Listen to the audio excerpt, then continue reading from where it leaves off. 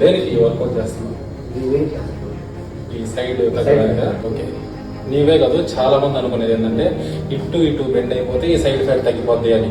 కానీ ఇలా బెండ్ అయితే సైడ్ ఫ్యాట్ తగ్గేదానికంటే బ్యాక్ పెయిన్ వచ్చేదానికి ఛాన్స్ ఉంటుంది. సో దీనికంటే నేను ఇప్పుడు ఒక వర్కౌట్ చెప్తా, దాన్ని ట్రై చేయి.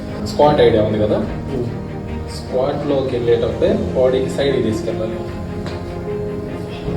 1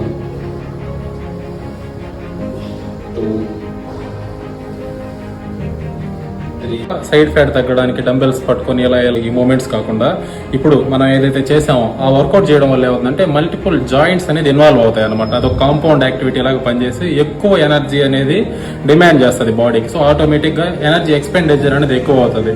దీంతో పాటు cardio plus calorie deficit diet, overall body fat అనేది తగ్గుతుంది.